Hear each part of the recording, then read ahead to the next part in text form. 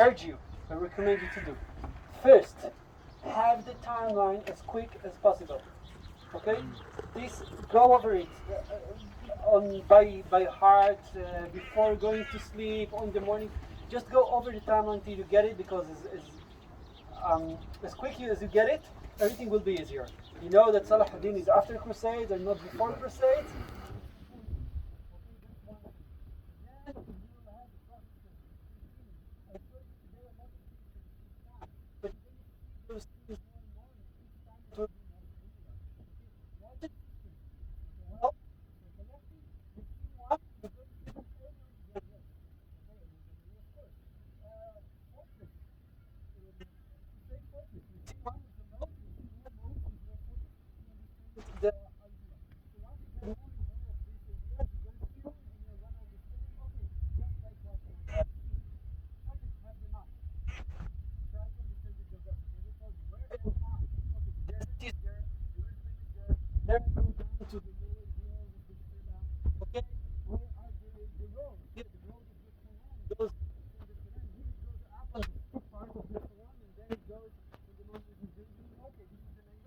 The other road is road number one, there, to the south. We're between the two roads. Okay, understand where you are, and always think that okay, this guy knows everything, that's our job is to defend everything. Okay, if no one knows everything, and try to understand what is important and what are kind of different. And when you try to never try to do it as I have done right now. Okay, when I'm reading history, I'm reading what I'm reading. I have a lot of stories ready to share. And one thing is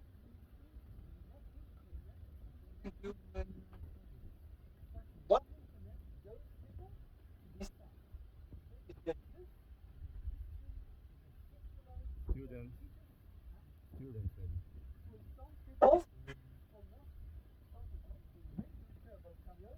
The most exciting thing for them is to stay around the list and sitting around. Wow, the promised land, I can see it. Take photos. Wow, all these historical places around it for them. Some people, you know, they heard about the war, just like one of your friends, they heard about this place, the Crusades, the Jerusalem for the first time. First place where you can see Jerusalem is the very tradition. There. For the people who are connected to the Bible, wow, the historical buildings tell a similar, which is very important to them. That's why they decided to take the street just down the road. But five, the big street here, and not only the street of Navi Samuel, but this is the modern name.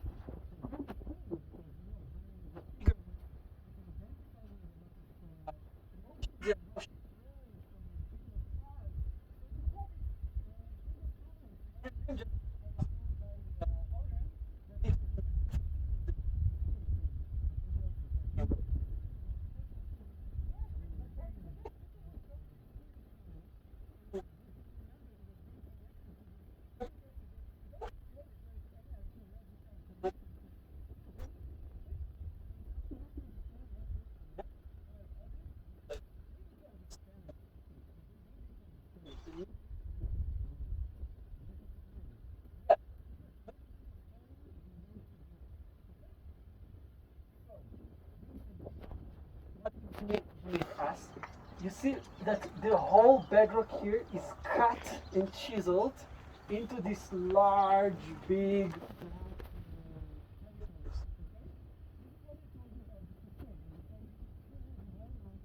That's okay.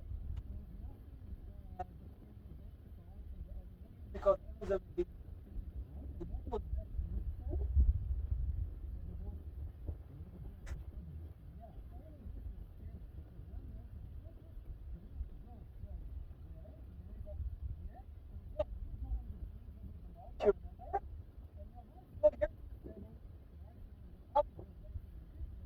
Joining your house. So all these are staples.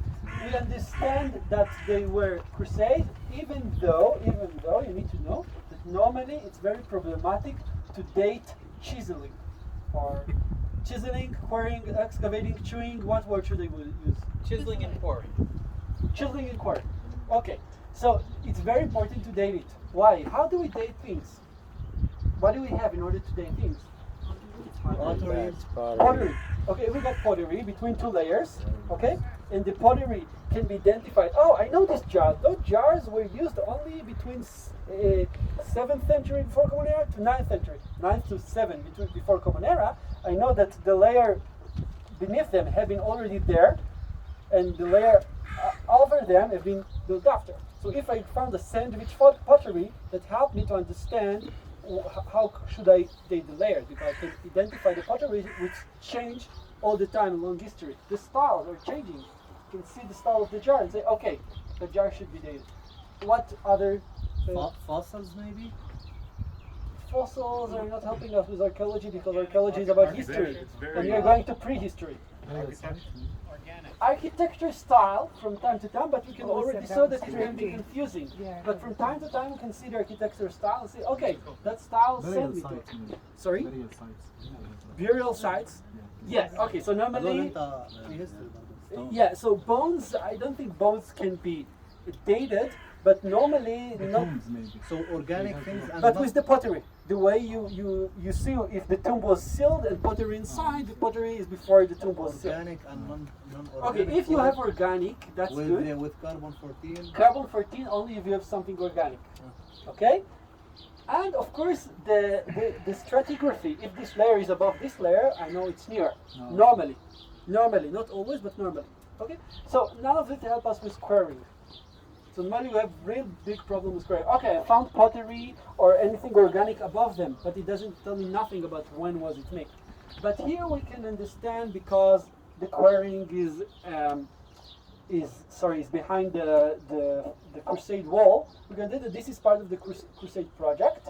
Okay, but there are some theories I want to go into that may some of it, the other part, might be connected to Gibeon and to something Israelite, but I don't want to get into it. But just so you know that some people feel connected to this as part of the ritual. Okay, let's not go into this. Too complicated. Let's leave Gibeon for now. I do want to tell you about another theory about this site. So some people say we know that Aram is there, and this makes sense that this is Ramah, and this might be other Benjamin city. And what city does it was? I remind you that when I read about Samuel, it was written that he was not staying here, but going around the cities. You remember? Why was he going around the cities? To judge people in different cities. He didn't stay here and people came to him. He went out to them. And it's written that every year he went on a secret from Bet El to Gilgal to Mitzpah, but he always went back to Ramah.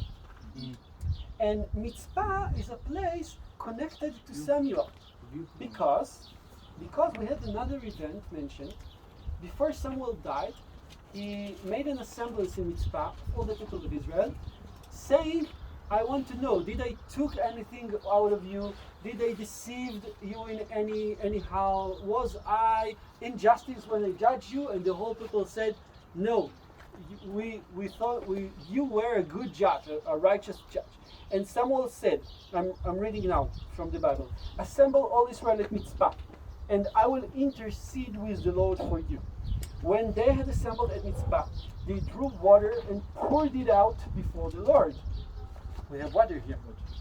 On that day they fasted, and there they confessed, we have sinned against the Lord. Now Samuel was serving as leader of Israel at Mitzpah. You remember that when we first heard, then more in the early Muslim time, we heard that this is a place devoted to Samuel, a place connected to Samuel. So maybe when it was not Ramah, but Mitzpah, which is connected to Samuel because of this event, of this big assemblance and repenting event happened in Mitzpah. And this is even more interesting because you remember that we know that only one period that this place was big, that it was going into the marginal part. When was it? Hasmonean time. And it's really interesting because I told you that on the return to Zion on Persian time, you remember in building the second temple period, this whole district of Benjamin was called the Mitzpah district. Not more the Giv'ah district, it was not the capital anymore. The Mitzpah district. That means that on second temple period, this was the biggest, maybe the biggest city, which it was not before. That's why the tell was up there, but on the Second Temple period, maybe it went down there. Judah Maccabee, yeah, the big Hasmonean fighter, warrior. Maybe what his big fight, his most important, adored battle was not Bet Horon but Emmaus.